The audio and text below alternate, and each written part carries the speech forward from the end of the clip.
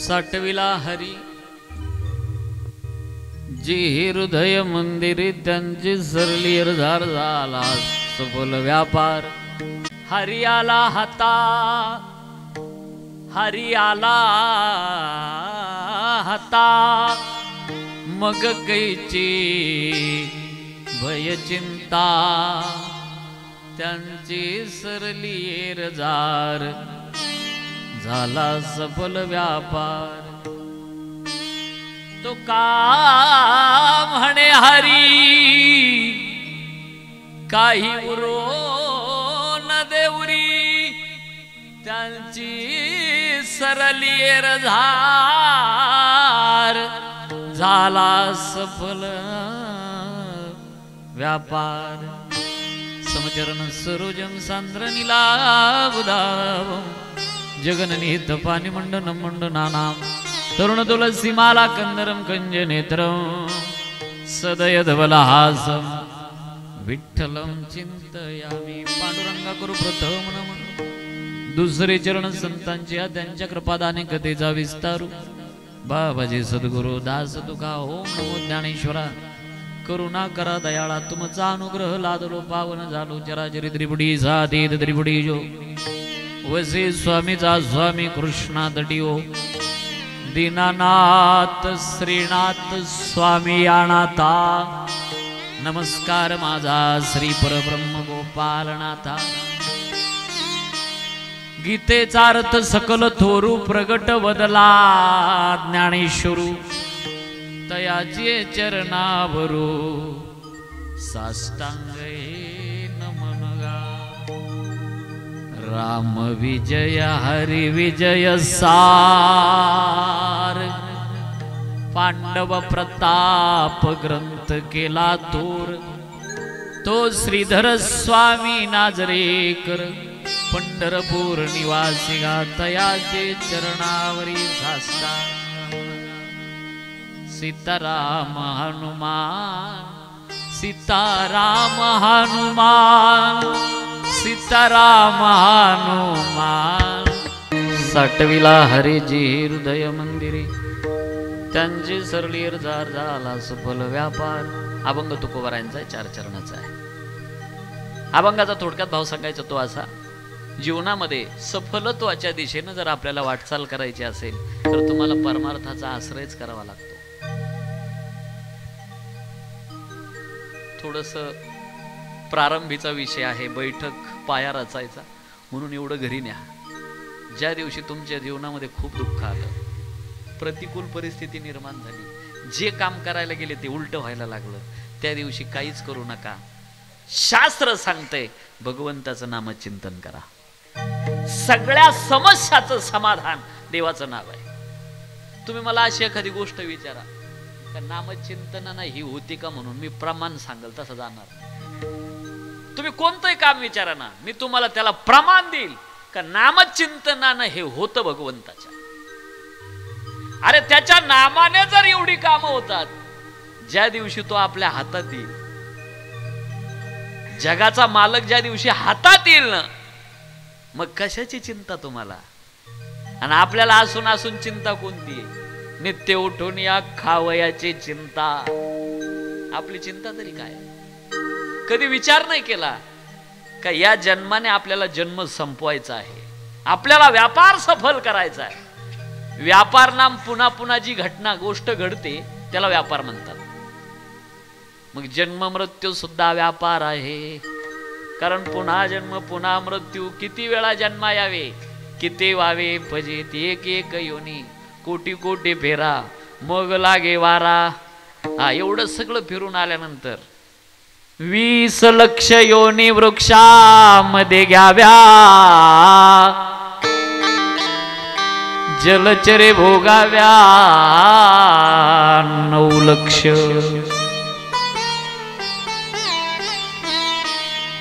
11 लक्ष योनी आपण किडे माकोड्यामध्ये होतो, 10 लक्ष भोगाव्या पक्ष्यांमध्ये, 30 लक्ष योनी पशूंच्या घरी, आणि मग मनुष्या भितरी 4 लक्ष.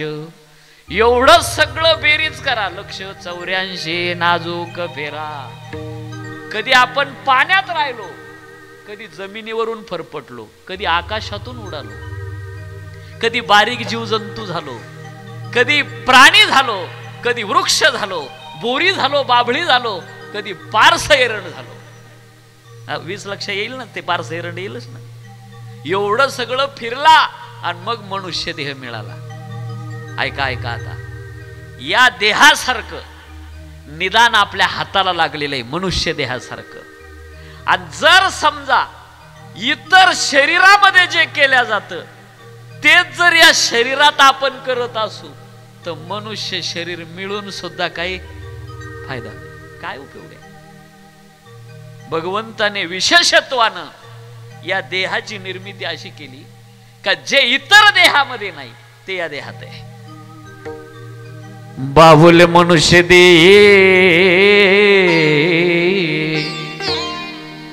निज ज्ञान घातले बाई, जेने ज्ञानी देहवी देई बाई पावते हे रे. ज्या ज्ञानाच्या ओघाने ज्ञाता देह स्वरूपाला प्राप्त होतो, देही विदेही अवस्था गाठतात, असं ज्ञान या शरीरात आहे. खरं सांगा, तुम्ही बसले सगळे, मला तुम्हाला विचारायचंय, नुसतं ऐकून सोडू नका, थोडा संवाद करू आपण. चांगलं वाईट कळतं का नाही तुम्हाला? कळतं. शेणातला आणि अन्नातला नक्की फरक कळतो. काय खावं काय खाऊ नये हे आपल्याला नक्की कळतं, कारण मनुष्य शरीर आहे.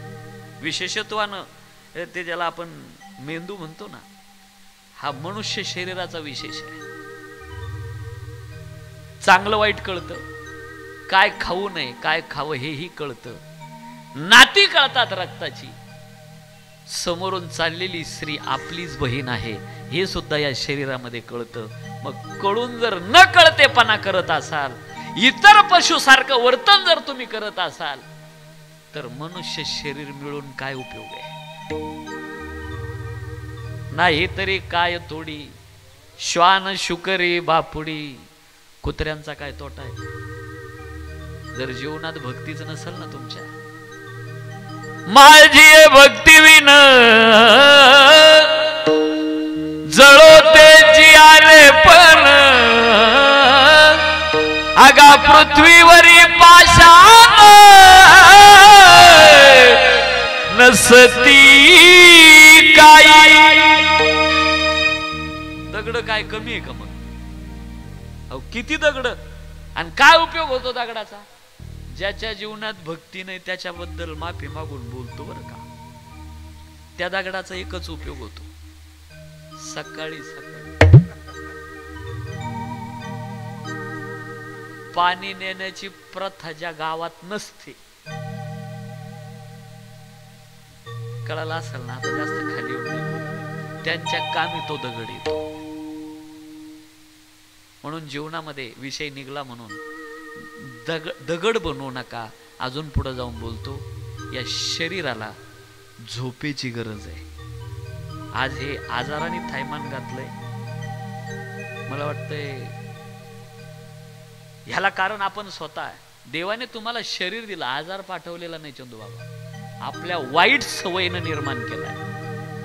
मला आपल्याला असं विचारायचं, कॅन्सर होणं हे 30 वर्षाचं वय का? अटॅक येणं 21 वर्षाचं वय का? एवढं घरी न्या, कीर्तन लक्षात राहील, नाही राहणार तुमच्या, पण ज्या मातेच्या निमित्तानं मी बोलतोय ना, अशा आमच्या सुशीलाबाई यांच्या निमित्तानं एवढी गोष्ट घरी न्या.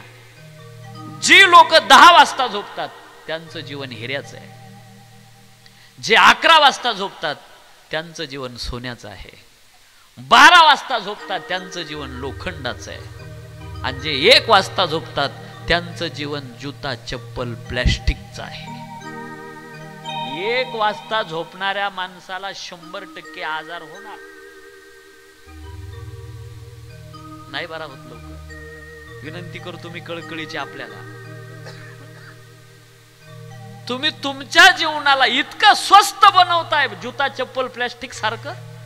नका हिरा बनवू, पण 70 रुपये किलो लोखंडही बनवू नका ना या जीवनाला. हे शरीर किमान 70,000 रुपये तोळ्याचं बनवा, 11ला तरी झोपत जा. बघा तुम्ही 100% 11 वाजता जी लोक झोपतात आणि सकाळी लवकर उठतात, झालेला आजार सुद्धा जे लोक 5ला अंथरून सोडतात, झालेला आजार सुद्धा कमी होतो त्या सकाळच्या हवेनं. विठाला तो हातात घेण्याकरता ज्याचं शरीरच हे बघा, आशक्त माणसाला देवाची प्राप्ती कधीच होत नाही. म्हणून शरीर स्वास्थ्य असावं अगोदर. आशक्त माणसाला नाही देवाची प्राप्ती, भक्ती करू शकत नाही, मनही लागणार नाही त्याचं. म्हणून माणूस सशक्त असावा, प्रसन्न असावा. एकदा हातात आला हरी, कशाची चिंता राहत नाही. मला वाटतं नाथबाबाची एक ओवी आठवली मला आता. आपण जितकं संसाराकरता धडपड करतो तेवढी परमार्थाकरता कधीच नाही केली. मला तुम्हाला असं विचार, तुमच्या शेजारी जमीन विक्री निघली किंवा प्लॉट विक्री निघला, इथं प्लॉट पडले असतील आता, कारण सिटीच्या जवळचा भाग आला तुमचा, विशेष म्हणजे बायपासला. तर प्लॉट जर शेजारी विक्री निघला तर पाहुण्याकडून आणून का होईना, व्याजानं काढून का होईना, पण तुम्ही सोडत नाही. बरोबर आहे, घेणार म्हणजे घेणार. तसं गावात सप्ताह आला, जरी तुमच्याकडे नसले तर व्याजानं काढून का होईना, वर्गणी दिल्याशिवाय. ऐकून राहिले ना, हा फरक आहे दोन्हीतला. जितका संसार आम्ही आवडीनं केला तितका परमार्थ कधीच नाही केला. आणि ज्या दिवशी संसारा इतका परमार्थ आवडीनं कराल त्या दिवशी तुमच्या हातातलं खेळणं झाल्याशिवाय राहणार नाही तो. आता ओवी ऐका. द्रव्यालागी सर्वार्थता, जैसे कष्ट ती सर्वथा, तैसा जरी कोणी कष्टे परमार्था, परब्रह्म तत्वता, खेळणे होयगा खेळणे हो. हातातलं खेळणं होईल तुमच्या. म्हणून एकदा का तो हातात आला, मग कशाची जीवाच्या पाठीवर सगळ्यात मोठी चिंता आपल्याला कशाची, जन्म मरणाची. पुन्हा जन्माला यायचं, पुन्हा मरायचं. अहो सामान्य नाही ना हे. किती किती दुःख आईच्या उदरामध्ये पडला. आईच्या उदरामध्ये काय आहे, विष्टाले बचो इकडे, नाकी तोंडी कृमीकडे, गर्भवासाचे दुःख गाडे कवनापुढे सांगावे. आणि अशा दुःखाच्या यातना इरझार थांबवणं ही सगळ्यात मोठी चिंता जीवाची. एका जन्माने जन्म संपवणं हा मनुष्य जीवनाचा सार्थक आहे, हा खरा व्यापार आहे. म्हणून का हो, हातात घेता येतो, एवढ्यावर थांबवू नका, हृदयात देखील साठवता येतो. अनेकाने साठवला, कुणी कुणी साठवला. अनेक उदाहरणं आहे, जसे जसे बसतील वेळेप्रमाणे तसे तसे बसवतो. आणि अभंगाचा सरळ भाव मी आपल्यासमोर मांडला, ज्या निमित्तानं मी बोलतोय. खरं तर इथं उभं राहिल्यावर मला चक्कर येत होते. कुठून बसलेलो आहे, साताऱ्यापासून. आणि आम्ही पाणी प्यायला सुद्धा देखील थांबलो नाही, कारण मध्ये मॅपमध्ये लाल रस्ता पुण्यात दाखवायचा सगळा. म्हणजे जो काही वेळ वाढला ना तर ट्रॉफिक मध्ये आणि सिटीतूनच यावं लागलं आम्हाला. त्यामुळं थोडंसं तरी वेळेवर आलो, फारसं लेट नाही झालो. आणि इकडं आल्यानंतर तर पुढं ते मॅप अविनाश भाऊनेच टाकला होता मला वाटतं लोकेशन. आणि त्याप्रमाणे तुमच्या सगळ्यांच्या दर्शनाचा योग या ठिकाणी आला. मला नंदू भाऊनी, मी त्याच दिवशी बोललो होतो, नंदू दादा माझी फार हाल होईल, मी सकाळी कुठे आहे, संध्याकाळी तुझ्याकडे इतक्या अंतरावर यायचं. परंतु ज्यावेळेस अविनाश भाऊचा हट्ट, त्यांच्या वडिलांचा हट्ट की महाराजांचा सेवा असावी ना, मग नंदू मला 5-6 दिवस पाठलागच केला त्याने, काही करा. आणि त्या माध्यमातून तुमच्या सगळ्यांच्या दर्शनाचा योग आला. हा जो काही परिवार आहे, आमच्या मातोश्री सुशीलाबाई सुदाम लोखंडे, खरं तर त्या निरक्षर आहे. मला पाठवलं त्याच वेळेला मी वाचलं होतं गाडीमध्ये चालू. त्यांची जी काही पती आहेत श्री सुदाम सदाशिव लोखंडे, 4 अपत्य, 2 मुलं आणि 2 मुली आहेत. मोठी मुलगी भारती भगवान शिंदे.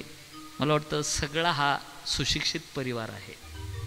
एका अशिक्षित मातेनं, निरक्षर मातेनं सगळा परिवार सुशिक्षित बनवला, ही एक सौभाग्याची गोष्ट आहे.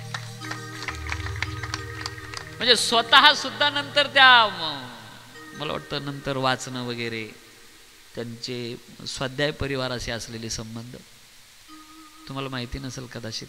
आमचे आई वडील देखील स्वाध्याय परिवारातच आहे. वैजापूर तालुक्यात माझं गाव आहे बाभुळगाव. आणि महाराष्ट्राचे स्वाध्याय परिवाराचे अध्यक्ष दादा पाटील तुपे, दादा असतानाचे, परमपूज्य पांडुरंग शास्त्री आठवलेचे असताना, आणि ते आमच्या गावात त्यावेळेला आले होते शास्त्रीजी. मनुष्य गौरव दिन वगैरे झाला नंतर संभाजीनगरला, तर ते आमच्याच गावातले दादा पाटील तुपे. त्यामुळं मोठा संपर्क स्वाध्याय परिवाराशी आमच्या गावाचा अजूनही आहे. भावफेऱ्या वगैरे निघतात. तसं या मातेचं मी जे वाचत असताना मला फार आनंद वाटला. कारण मी देखील अगोदर माझं जर बालपण घडलं असेल खरं तर या स्वाध्याय परिवाराच्या बैठकांना लहानपणी जाऊन बसायचो मी. आणि तिडून पुढं मग हे बघा, ज्याचं बालपण बिघडलं ना त्याचं तारुण्य कधीच चांगलं असू शकत नाही. म्हणून अगोदर बालपण, सत्संगाची गरज आहे. मला वाटतं पहिली भक्ती सांगितली काय, श्रवण. पण श्रवण कुठं सांगितलं, सत्संग मेन लभते मग शंकर दृष्टी पाते, शिवपुराण सांगते. आता पहिली भक्ती ऐका, शबरी मातेला सांगत असताना. मोठ्या ज्या ताई आहेत, भारती ताई, BA झालेला आहे त्यांचं देखील. मोठे जावई भगवान सुखदेव शिंदे, ते देखील तहसील कार्यालयामध्ये भडगाव या ठिकाणी सेवेत आहेत. त्यानंतर लहान मुलगी माया BA DED ताईंचं पण झालेलं आहे. लहान जावई कुणाल पुंडलिक दणके MSCB मध्ये सोलापूरला ते MSCB मध्ये कार्यरत आहे. त्यानंतर मोठा मुलगा अविनाश सुदाम लोखंडे पोलीस दलामध्ये ते कार्यरत आहेत. धुळ्यातच आहे का? बरं बरं. आणि या ठिकाणी आत्ताच मला वाटतं SP होते, PS आहे ना, PI होते पवार साहेब, तेही या ठिकाणी येऊन गेलेत. खरं तर तुमच्या लोकांच्या पाठीमागं खूप मोठी धावपळ असते. तुम्ही देखील एक धर्माचं काम करताय. तुमच्या मला वाटतं खांद्यावरच सत्यरक्षणाचं काम दिलेलं आहे. आणि सत्याचं काम करण्याकरता केवढी मोठी जबाबदारी, एक लोकांची सेवा करण्याचं काम. अविनाश भाऊकडे या ठिकाणी धुळ्यात ते ड्युटीवर पोलीस दलात कार्यरत आहेत. त्यानंतर मोठी सून रंजना अविनाश लोखंडे, त्या देखील BA आहेत. लहान मुलगा ऋषिकेश सुदाम लोखंडे BSc आहेत. लहान सून पूजा ऋषिकेश लोखंडे, या देखील BA DED आहेत. समस्त हा लोखंडे परिवार, ग्रामस्थ, वरखेडे आणि वारकरी संप्रदायातील थोर मंडळी या ठिकाणी उपस्थित आहे. माझ्यावर नितांत प्रेम करणारे गुणवान मंडळी सर्व या कार्यक्रमाकरता सुंदर असं गायन करणारे आमचे चंदू महाराज या ठिकाणी उपस्थित आहेत. सुंदर असं मयूर महाराज गायन करणारे, त्यानंतर ईश्वर महाराज, ऋषिकेश महाराज, रवी महाराज आणि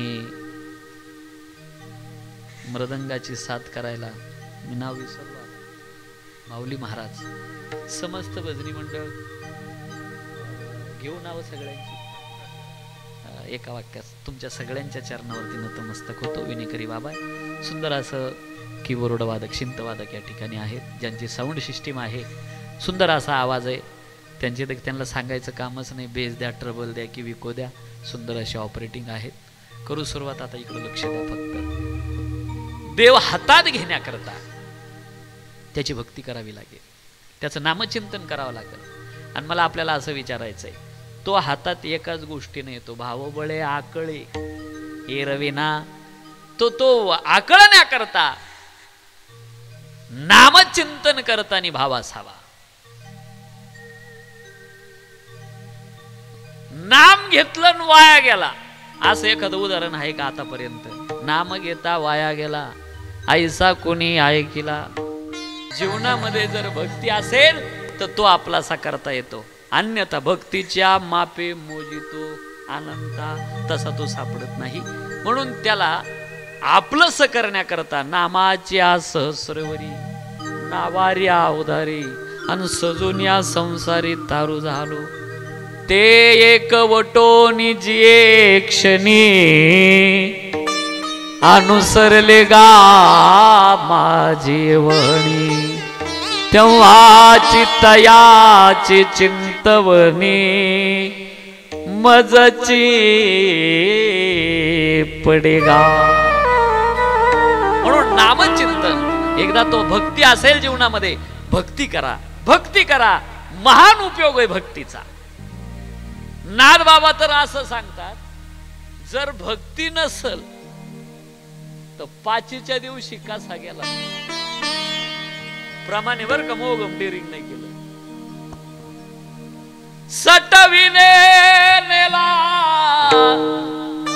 कैसा नाही, भक्तिवीन पशु कशासे वाढला.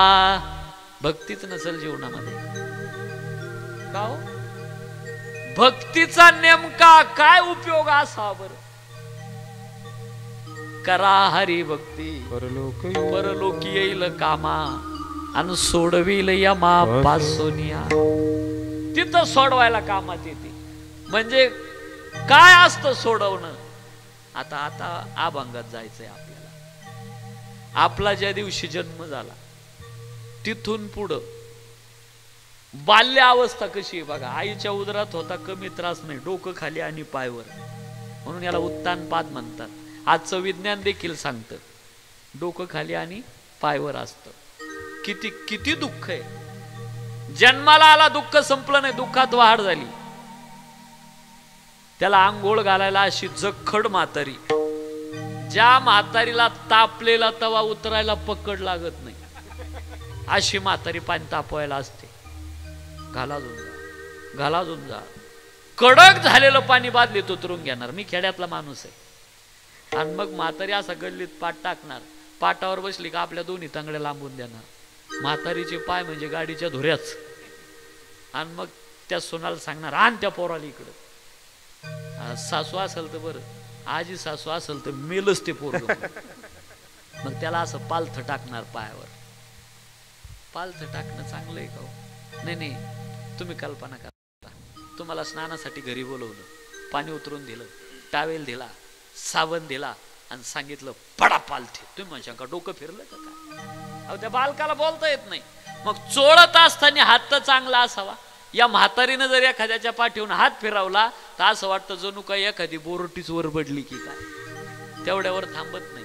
उताना केला का उजवा हात डावा पाय, डावा हात उचापुरा गडी व्हायला पाहिजे. मला वाटतं संसारात सुरू होणाऱ्या तानातानीची सुरुवातच इथून असते काय कुणास ठाव. पुन्हा असं डोकं ठोकायचं, त्याचं गोल व्हायला पाहिजे. कानात फूक मारायची, एक तांब्या ओळून असं शेजारणीच्या अंगणात फेकून द्यायचं, जाऊ दे तिच्या नातवाईवर रोग. आणि मग त्याचं नाक थोडं चपटा असावा. ती म्हातारी असं दोन बोटांना धरणार. कोणावर पडलं काऊन, कोणावर पडलं काऊन. आता नुकतं जन्माला आलेलं लेकरू, त्याचं नाक तरी केवढं का असेल, पण म्हातारी गप्प बसणारच नाही. असं दोन बोटांना धरणार. कोणावर पडलं काऊन, कोणावर पडलं काऊन. बरं, म्हातारीचे बोट साधे नाही, म्हातारीचे बोट म्हणजे वायरमनची पकडच. लाल चटक नाक झालं, भेदरलं ते पोरग. झोळी टाकल्या टाकल्या झोपत. आणि मग शेजारची बाई येते आणि तुम्हाला विचारते का हो झोपला का. तुम्ही काय म्हणतात माहिती का, आत्ताच नांदला त्याच्यामुळं झोपला. हा तुमचा गैरसमज आहे. नांदल्यानं नाही झोपला, तो ताणल्यानं झोपला. किती आता नाही. हे जन्माचं सांगतोय. आत्ताशी जन्म झाला का अंग येताची बरं पहिलं शिजर आहे. आतलं दुःख तर बाजूला, सगळं वर्णनच केलं नाही अजून. हे आंघोळीचं सांगत होतो. पुढं त्याची शिशु अवस्था, बाल्य अवस्था, मग तारुण्य. आणि तारुण्यामध्ये इंद्रिय आवरत नाही. त्वचा पाहे मृदुपन, उदरवांची पूर्णान्न, श्रवण मागती गायन मधुर ध्वनी आलाप, ग्राणम च दपारी माळा, रूप पावया डोळा, हस्त वांछिती खेळा, नाना लेळा स्वभावे, पाय वांछिती गती. आयशी इंद्रिय ओढाओढीती. म्हणून माऊली म्हणले, ज्या सार्थकता जर करायची जीवनाची, तापुली आपण पेया इंद्रिय येती आया, आणि याहुनी काय धनंजया सार्थकासे. हे इंद्रिय आवरत नाही. सहज जरी लाड केला त्यांचा तर इतके विषयामध्ये रममान होतात. म्हणून तुम्हाला असं वाटतं का दारू पिणाऱ्याला कळत नाही दारू वाईट आहे? कळतं त्याला. तो सकाळी उठल्याबरोबर म्हणतो आजपासून प्यायची बंद. पण इंद्रिय आवरत नाही. बरोबर जसा वेळ होत चालला का इंद्रियाचा ताबा सुटत चालतो. इंद्रिय आवरणं सगळ्यात मोठं अवघड आहे. गाई पासरून वासरू ओढल्यानंतर त्या वासराला जशा वेदना होतात तसं विषयापासून इंद्रिय आवरताना वेदना होतात. पारसाई बिघडता होय वहावनी वत्स काढिता, ना तरी भणंग दौडिता भाण्यावर. म्हणून इंद्रिय हे तारुण्यातलं दुःख. आणि म्हातारपणामध्ये अवघे करीती हाडाहाड. म्हातारपणामध्ये अवले हाल असतात. सगळं काबाड कष्ट करून तुम्ही कमवलेलं आहे ना, तुम्हाला कोपऱ्यात बसून नुसतं टुळू टुळू पाहावं लागतं. फक्त काहीच करता येत नाही. पहा, काहीच नाही. आणि म्हातारपणामध्ये घरातले लोक साधे हाल नाही करते. बरं, म्हाताऱ्या माणसाची टिंगल नाही करायची बरं का, कारण आपल्याला स्वतः एक दिवस म्हातारं व्हायचंय. पण माफी मागून बोलू का, म्हाताऱ्या माणसाचा कारभार उलटाच राहतो. म्हाताऱ्या माणसाला संध्याकाळी लवकर भूक लागणार. म्हातारा जेवला का लगेच झोपणार. यांचे जेवण कावणं झाले, भांडे कुंडे आटपले का म्हातारा झाला जागा. मग ते म्हणते बाबा तिकडे देवळा सप्ता चालू. अवघे करी ती हाडा. आणि मरणाच्या वेळेला किती दुःख आहे मोठं. एका एका भूतापासून 1000 इंगळ्या चावल्याचं दुःख आहे. आयुष्याचे सूत्र बिघडता, भूतांचुमटे कडाडता, कायन मरत या युक्ता युगांत नये. मुळात जन्म शब्द डोळ्यासमोर आणा. किती शब्द आहे जन्म शब्दामध्ये? 2 अक्षर आहे. 2 ज म्हणजे जन्माला येणे आणि म म्हणजे मरणे. आणि दोन्हीच्या मध्ये अर्धा न आला तो म्हणतो जन्मही नष्ट करा आणि मृत्यूही नष्ट करा. सामान्य यातना नाही. मग बघा तुमचा व्यापार सफल होतो की नाही. 10वा वर्ष श्राद्ध, 13वा हे जे कार्यक्रम असतात ना, याला अमंगल समजतात. पण अमंगलाला मंगल करण्याची ताकद ज्याच्यात आहे ते भगवंताचं नाम आहे. सकळ मंगळ निधी श्री विठ्ठलाचे नामाधी. म्हणून आणि काय हे जे का आता आपण हे जे कार्य करतो या मातेच्या निमित्तानं 4थं पुण्य स्मरण आहे. हा बरोबर ना? वा वा. काय या काळामध्ये आपण 4थं पुण्य स्मरण साजरं करताय. अहो पहिलं श्राद्ध करायला तयारी नाही पोरांची. पहिलं श्राद्ध आलं तर गावातले लोक आठवण करून देतात आपल्या आईबापाची. श्राद्ध आलं असल म्हणतात. आणि या काळामध्ये 4थं पुण्य स्मरण आहे. वा, सौभाग्याची गोष्ट आहे. काय पुण्यस्मरण नाही जर केलं तर बोलू का, ऐका. जर पुण्यस्मरण श्राद्ध कर्म विधिवत केलं नाही तर त्या घरात ज्ञानी माणूस जन्माला येत नाही, शूर माणूस जन्माला येत नाही आणि वीर माणूस जन्माला येत नाही. हे पुण्यस्मरण जर करत राहाल पितृदोषच घरात शिल्लक राहत नाही. अजून पुढचं बोलू का.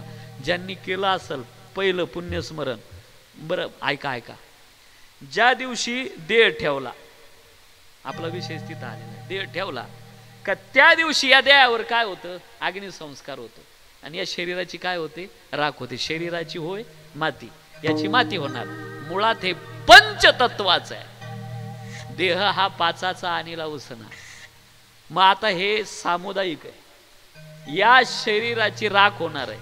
तुम्ही किती शुश्रूषा करा, किती भारी भारी साबण लावा, किती महागाचे शॅम्पू वापरा, पण याची राख निश्चित आहे. सौंदर्याचा अभिमान करू नका. जाणार आहे, कुरूपता येणार आहे, तारुण्य जाणार आहे, म्हातारपण येणार आहे, देह जळणार आहे आणि याची राख होणार आहे. किती वेळ बर्बाद करतोय आपण. कुठं किती वेळ चाललाय आपला. मला आपल्या लक्षात आणून द्यायचं. आपल्याला आयुष्य किती आहे खरं जगण्याकरता? 100. कोणी जगतंय 100? जगत नाही. त्याला काय कारण? 5 कारण. एवढं घरी नाही. येडा म्हणून ऐका, येडा म्हणून ऐका. अजून काय सांगू? हे 5 गोष्टी टाळा. बघा तुम्ही 100 जगता की नाही. स्वतःचं आयुष्य माणूस स्वतः कमी करतो. त्याला 5 कारण. पहिलं कारण आहे व्यसन. दुसरं कारण आहे परस्त्री गमन. तिसरं कारण अति झोप. चौथं कारण चांगल्या लोकांच्या निंदा, आणि पाचवं कारण विनाकारण निर्माण केली जाणारी भांडणं. या 5 गोष्टी टाळा. बघा 100 जगता की नाही तुम्ही. रिपीट करू का? पहिलं कारण आहे व्यसन, दुसरं कारण परस्त्री गमन, तिसरं कारण अति झोप, चौथं कारण चांगल्या लोकांच्या निंदा, आणि 5वं कारण विनाकारण निर्माण केली जाणारी भांडणं. या 5 गोष्टी टाळा. याच्यात थोडा अपवाद आहे. कीर्तन झाल्यावर धराल तुम्ही मला परत. काय अपवाद? सोन्याला सुगंध दिला नाही, उसाला फळ दिलं नाही, विद्वान माणसाला संपत्ती दिली नाही, आणि चांगल्या माणसाला भगवंतानं आयुष्य दिलं नाही. हा अपवाद आहे. फार थोडं. 100 किती आहे हो? किती आयुष्य हिरण्यकश्यपूचं? 1,60,30,10,10,700 वर्ष 9 महिने. किती? द्या सोडून, जास्त चगळीत बसू नका. किती आयुष्य होतं? 1,60,30,10,700 वर्ष 9 महिने आयुष्य हिरण्यकश्यपूला. आपले 100 कुठं हरवते? बरं 100 मध्ये देतो हिशोब लावून मी तुम्हाला. शतगणिले अर्ध रात्र काय? त्याचे 2 भाग करा. 50 कशात गेले? झोपेत गेले. राहिले किती? ते बी दिवसा झोपल्याला सोडून, फक्त रात्रीचा हिशोब काढला. राहिले 50. 50 मध्ये 80च्या पुढचे 20 कोणत्याच कामात राहत नाही. ते पटकन काढा त्या 50 मधून. लगे किती राहिले? 30. 30 मध्ये पहिले 25 तर असेच टिवल्या बावल्या करायमध्ये गेले. किती आयुष्य राहिले सांगा मी. म्हणून एका सेकंदाची किंमत आहे. विनाकारण वेळ वाया घालवीत बसू नका. खूप थोडं आयुष्य आहे. भगवंताचं नामचिंतन करा. तो हातात भक्ती करा. कामाला येईल आपल्याला. काय कामाला? तेच तर चाललेला आहे विषय आपला. काय लोक किती वेळ बरबाद का. आता आमच्या आंघोळी दुसऱ्याच्याच तिथे चंदूबाबा, काय त्या बाथरूम मध्ये बाटल्या हो, इतक्या बाटल्या उलट्या पालट्या लटकवलेल्या. बाथरूम आहे का दुकान आहे तेच कळा ना. किचन मधल्या वस्तू कमी झाल्या आणि बाथरूम वाढल्या.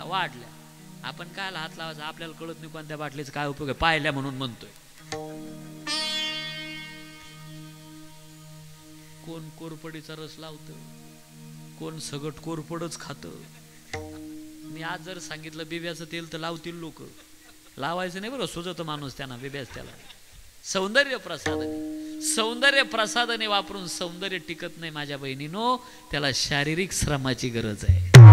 ते राहिले कुठं आता? शारीरिक श्रम करायची तयारीच कोणाची राहिली नाही.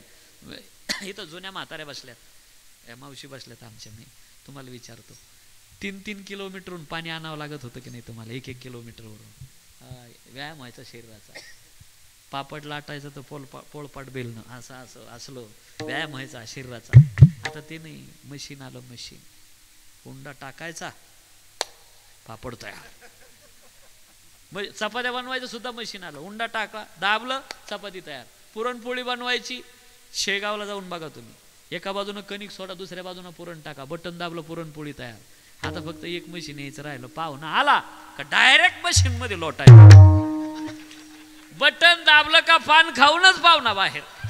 डोक्याला तापच नको. पाणी द्या रे, चहा द्या रे. घोटाळा फक्त एक, लाईट गेली तर मुक्काम.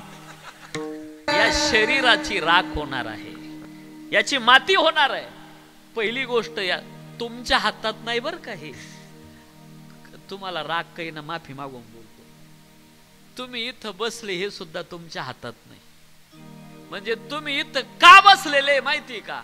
अजून त्याच्या मनात आलं नाही तुम्हाला उचलायचं म्हणून तुम्ही बसलेले. आणि ज्या दिवशी त्याच्या मनात येईल मग तेथे कोणाचे चालेना. आले देवाजीच्या मनात. आता रस्त्यात जाता जाता रामकृष्ण हरी म्हणून गर्दी जमा करू. क्या भरोसा इस जिंदगी का, सांगता येत नाही दादा. म्हणून आजचा दिवस आपल्या हातात आहे ना. भक्ती करा. असा दिवस मावळूच देऊ नका का त्या दिवशी दान धर्म केला नाही, एखादं चांगलं काम केलं नाही. असा दिवसच आपल्या जीवनात नसावा. एक तर पहिली गोष्ट, हे शरीर तुमचं नाही, सत्ताही तुमची नाही, मग कोणाची आहे? चाले हे शरीर कोणाचे असते, कोण बोलविते हरिवीन, देखवी ऐकवी एक नारायण. तो आहे, सगळी सत्ता त्याची. तुझी ये सत्तेने वेदासी बोल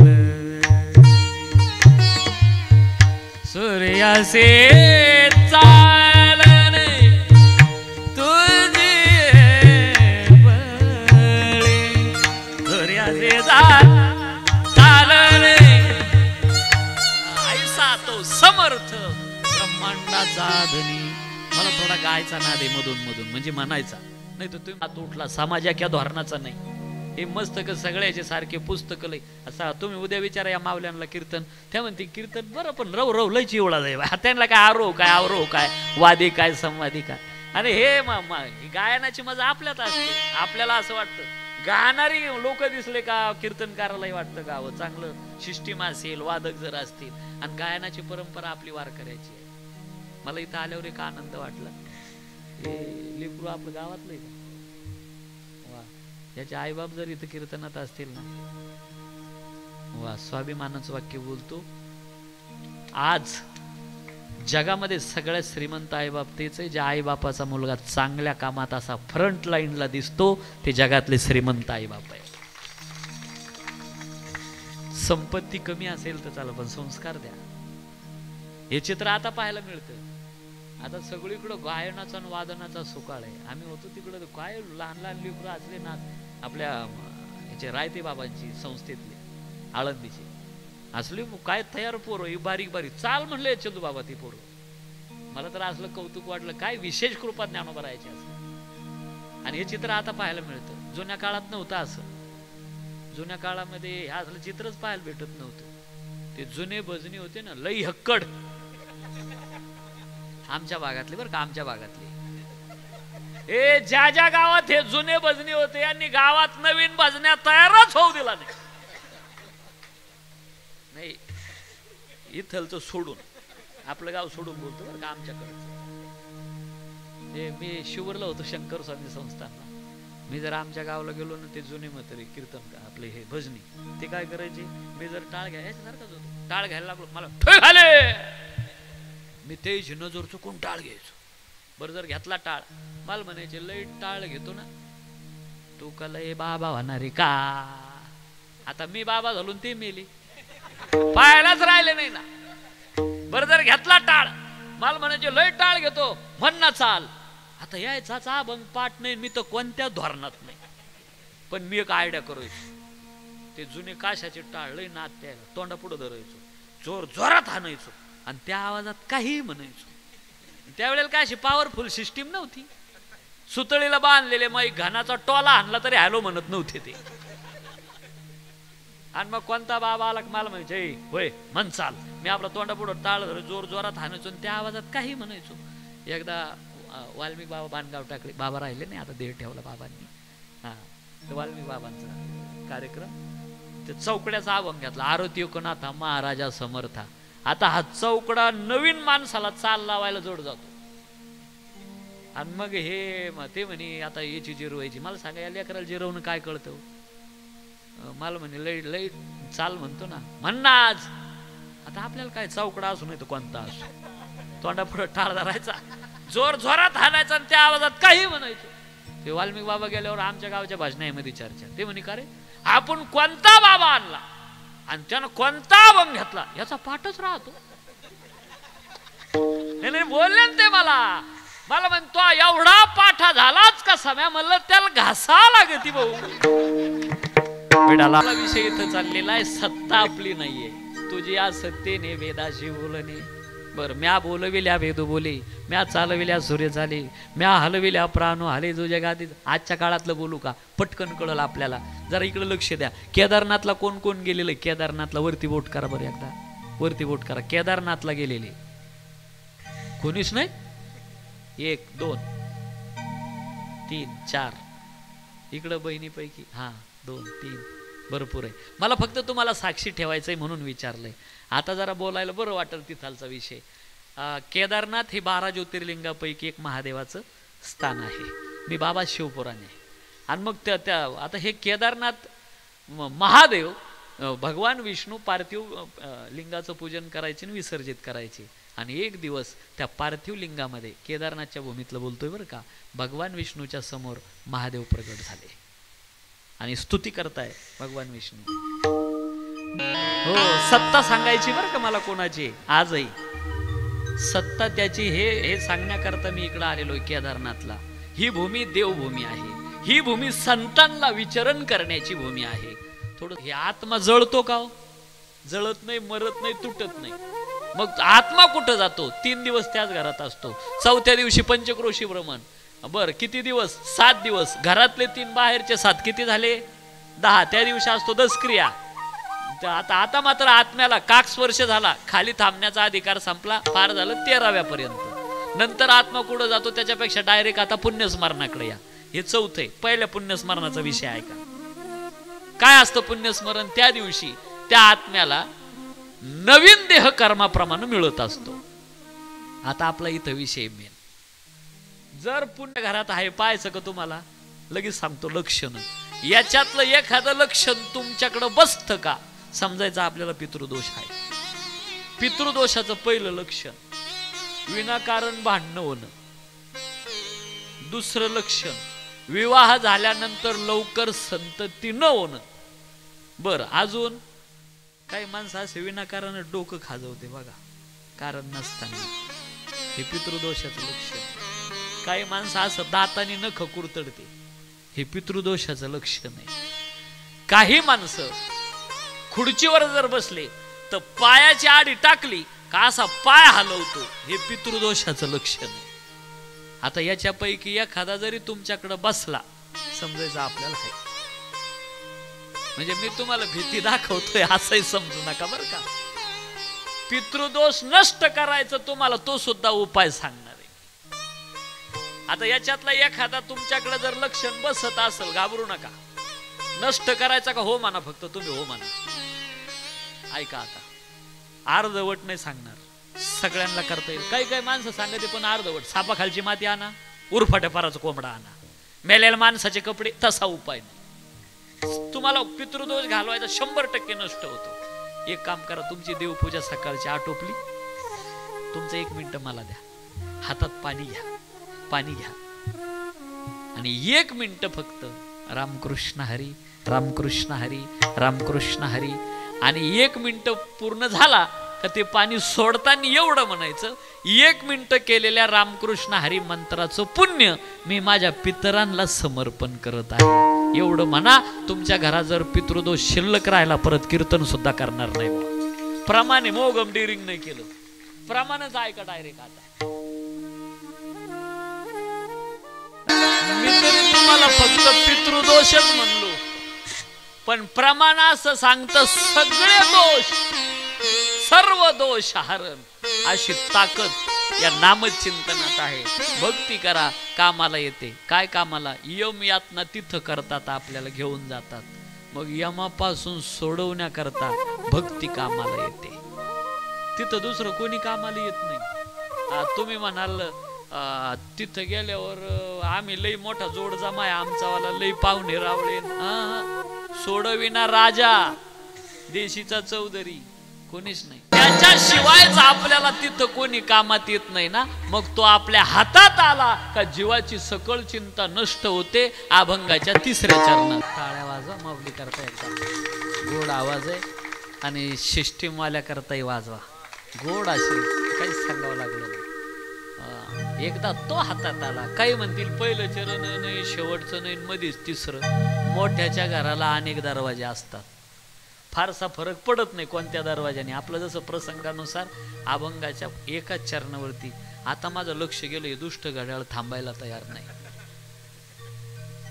ज्या कामाकरता मला बोलवलंय, खरं तर एक वेळेस संप्रदायाच्या नियमाप्रमाणे हातानं टाळी, नंतर आईचं महत्व सांगेल. त्या निमित्तानं आपण जमलात. खरं तर या मातेच्या मुलांना मी या ठिकाणी त्यांचं तोंड भरून कौतुक करेल की आपल्या मातेच्या स्मरणार्थ 4थं पुण्यस्मरण आणि इतक्या मोठ्या थाटामाटामध्ये हा सोहळा आपण संपन्न करताय. तुम्ही केलेल्या आईच्या निमित्तानं या भगवंताचं गुणगान जे घडतं आहे, नक्की जिथं असेल तिथं त्यांना याचा लाभ होत असतो. हा जो काही परिवार आहे, मला आपल्याला असं विचारायचंय, ज्या काही भगिनी आहेत, भारतीताई आणि मायाताई, त्यानंतर अविनाश भाऊ आणि ऋषिकेश भाऊ. मला आपल्याला असं विचारायचं आहे, आता आपण काय केल्यानंतर आपल्या सुशीलाबाई परत येतील? कधीच येणार नाही. एकदा आई मातीच्या आड गेली ना, नाही भेटत कधीच. तुम्ही किती आई आई करा, आहे तोपर्यंतच. नाही रे, आईची सर कधीच नाही येणार दादा. सक्की मावशी असली तरी नाही. आई आईच असते. मला वाटतं इकडच्या पेक्षा इकडं लई पटकन कळलं. रडाल तुम्ही सगळ्या, रडाल. बहिणीनो, तुम्हाला दिवाळीच्या सणाचा आनंद माहिती का? जोपर्यंत माहेरात तुमची माय जिवंत. एकदा आई गेली ना, समजायचं आता हक्काचा उमरा नाही राहिला चपला सोडायला. आई हा खरा आनंद आहे दिवाळीच्या सणाचा तुमचा. मुलगी आणि आई हे धड वेगळी, दोघीचा आत्मा एक असतो. खरं सांगू का, सगळ्यात जास्त जीव आईचा मुलात असतो, मुलात असतो गड्या. आई हा खूप मोठा आधार आहे मुलाचा. लेकरा करता स्वतः मरण पत्करते, तिचं नाव आई आहे. कसं विसरता तुम्ही? जर डॉक्टरांनी बोलावून घेतलं, तुम्हाला बोलावलं, रामभाऊ मुलगा जगल नाही तर तुमची पत्नी, काय करू? त्यावेळेला नावेलाजानं निर्णय घ्यावा लागतो. मुलगा गेला तर चालेल पण पत्नी वाचवा. पण ज्या वेळेला त्या आईला कळतं ना, डॉक्टर म्हणतो कोणी कोण आबुदी आले डॉक्टर झालो. काय झालं डॉक्टर? ताई, एकतर तुम्ही जगाल नाही तर तुमच्या वंशाचा कुलदीपक जगेल. त्यावेळेला ती आई काय करते? ऐका ना, डॉक्टरचा हात धरते रे, डॉक्टरचा हात धरते आणि आपल्या डोक्यावर ठेवते. डॉक्टर, माझी शपथ आहे तुम्हाला, डॉक्टर पांडुरंगाची शपथ आहे तुम्हाला, मी मेली तरी चालेल डॉक्टर, पण माझ्या वंशाचा कुलदीपक मरता कामा नये. तिचं नाव आई आहे, ती आई आहे. कसं विसरता? मला वाटतं अकोले तालुक्यामध्ये किळी नावाचं गाव आहे.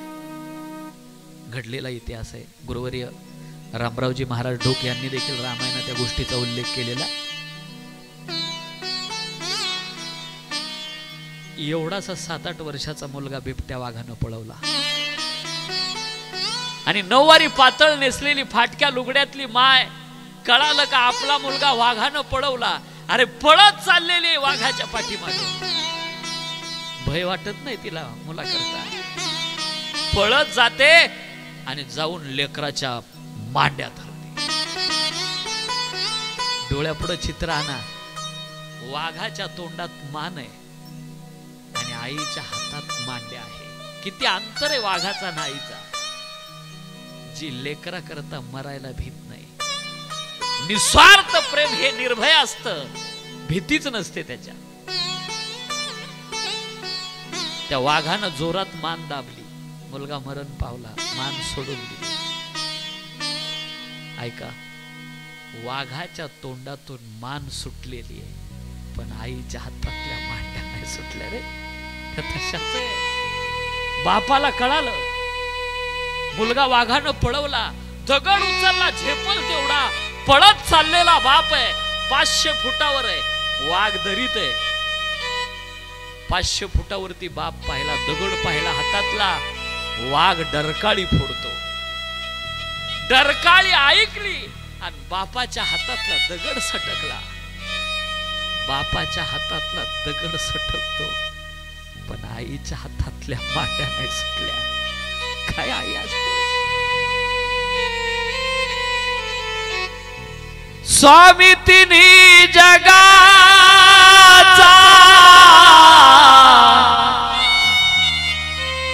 आई विना भिकारी,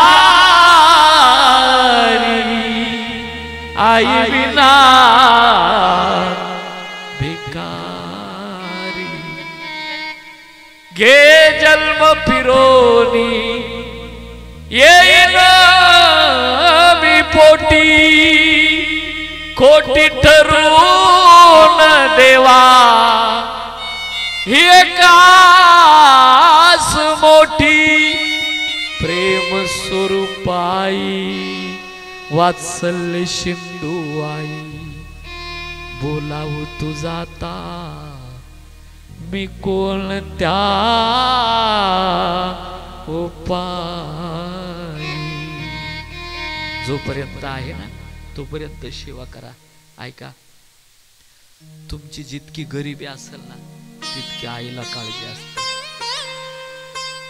तुम्ही दरवाजात जाऊन उभ्या राहतात, तुमच्या भावाचा मुलगा खेळत असतो आणि पडत जाऊन तुमच्या आईला सांगतो, ए आजी आत्या आली.